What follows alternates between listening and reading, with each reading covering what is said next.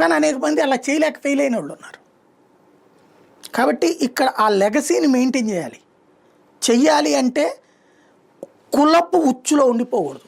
కులం అనేది నీ బ్యాక్ బోన్గా ఉండాలి. అన్ని కులాలని కలుపుకెళ్లే వ్యవస్థ అయి ఉండాలి. స్ట్రాటజీ చెప్పు నీదేంటి. సునీల్ చెప్పిన స్ట్రాటజీ ఉంది. కాపు ఎస్సీ అన్నాడు సపోర్ట్ చేసి.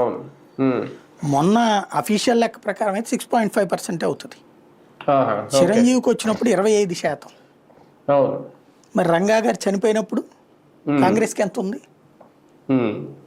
లెగసీ? అంటే 25% అయితే కాపు లెక్కనే 25%. బట్ రంగా అట్లా కాదే. విజయవాడ ఈస్ట్ ఇప్పుడు అంటే సెంట్రల్ అంటున్నాం. ఈస్ట్ అనేటటువంటిది ఇక ఇంకొకళ్ళ పేరు ప్రస్తావన కూడా ధైర్యం చేయాలి ఆ రోజున. కాంగ్రెస్ తరఫున ఇదే తెలుగుదేశం తరఫున పెట్టి ఎవరి వల్ల కాలేదు ఆ రోజున. అది ఆ టైప్ ఆఫ్ స్ట్రేచర్ ఇప్పుడు ఎవరికి ఉంది? రాధాకే వర్కౌట్ కాలేదు కదా, రత్నకుమార్కి వర్కౌట్ కాలేదు కదా. ఆ స్ట్రేచర్ క్రియేట్ చేయాలి అనేటటువంటి దాని మీద ఉండాలి. ఇంకోటి నాకు తెలిసి పవన్ కళ్యాణ్కి పోటీ అనుకోవట్లేదు, పవన్ పోటీ అని కూడా కాదు. ఎట్లా ఉంటాయంటే ఆవేశపూరితంగా నేను లేదా కొంతమంది తమ ఇమేజ్ ప్యాటర్న్ కోసం నువ్వు రామ్మ నువ్వు ముందుండు మేముంటా వెనకాల డబ్బులు పోస్తాం ఇది అనేటటువంటి వాళ్ళు కొంతమంది ఉంటారు.